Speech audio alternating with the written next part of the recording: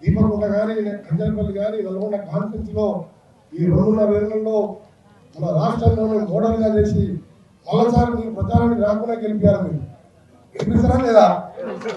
ప్రచారాన్ని గెలిపిస్తారంటే పోటీ చేస్తారు, ఏదో పోటీ చేయాలి. ఇంకా నాకేం ఆశ లేదు. ఇక నా సంగతి తెలుసు కానీ నిన్న గవర్నమెంట్ ఇంట్లో ఉంటా, కిరాయి ఇంట్లో ఉంటా, పేదవాళ్ళకి చదివిస్తాను. కానీ నాకు సొంతంగా ఆ ఇళ్ళలో కూడా భూమి కూడా 3 ఎకరాలే ఉన్నది. ఎందుకంటే ఇది ఇల్లు కట్టుకొని రిటైర్ అయిన ఊళ్ళో ఉండొద్దని మిగిలినంత పేదలకు వచ్చేసి గ్రామంలో ఉన్న పేదల దళితులకు కాలనీలు కట్టించి మా భూములను ఇచ్చేసి 3 ఎకరాలే ఉంటున్నారు. అందరూ ఒక్కసారి గెలిచిన ఎమ్మెల్యేలే ఫామ్ హౌస్ కట్టుకుంటారు. ఆ ఫామ్ హౌస్ లేదు, నల్గొండ ప్లాట్ లేదు. ఇళ్ళ కాడ మా అన్న భూమి పంచిస్తే 5 అన్నప్పుడు మేము పంచుకుంటే 15 ఎకరాలు ఉంచుకున్నాం. నా పాలకు వచ్చింది బాయి గడ్డ చూపించింది. దాన్ని ఫిల్లింగ్ చేయాలంటే 20 లక్షలు అయింది. ఇల్లు కట్టాలంటే ₹1 కదా.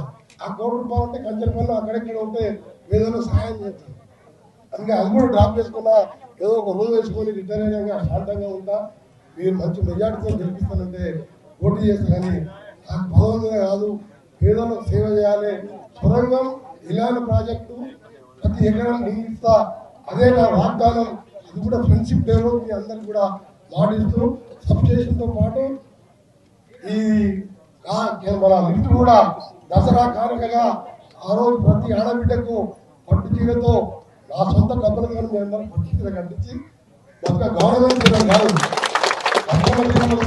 వేరే కాలంలో మన రాష్ట్రంలోనే మోడల్గా చేసి మరోసారి మీ ప్రచారానికి రాకుండా గెలిపారు. మీరు గెలిపిస్తారా లేదా? ప్రచారాన్ని గెలిపిస్తారంటే పోటీ చేస్తారు, పోటీ కూడా చేయాలి. ఎందుకంటే నాకేం ఆశ లేదు. నా సంగతి తెలియదు. నిన్న గవర్నమెంట్ ఇంట్లో ఉంటాను, కిరాయి ఇంట్లో ఉంటాను, పేదవాళ్ళు చదివిస్తా. కానీ నాకు సొంతంగా ఆ ఇళ్ళలో కూడా భూమి కూడా 3 ఎకరాలే ఉన్నది.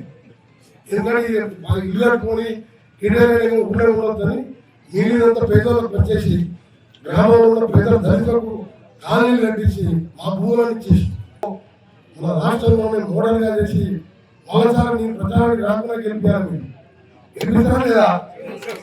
ప్రచారాన్ని గెలిపిస్తారంటే పోటీ చేస్తారు, ఏదో పోటీ కూడా చేయాలి. ఎందుకంటే నాకేం ఆశ లేదు. నా సంగతి తెలియదు. నిన్న గవర్నమెంట్ ఇంట్లో ఉంటాను, కిరాయి ఇంట్లో ఉంటాను, పేదవాళ్ళు చదివిస్తా. కానీ నాకు సొంతంగా ఆ ఇళ్ళలో కూడా భూమి కూడా 3 ఎకరాలే ఉన్నది. ఎందుకంటే ఇల్లు కట్టుకొని రిటైర్ అయిన ఊళ్ళో ఉండొద్దని మిగిలినంత పేదలకు వచ్చేసి గ్రామంలో ఉన్న పేదల దళితులకు కాలనీలు కట్టించి మా భూములను ఇచ్చేసి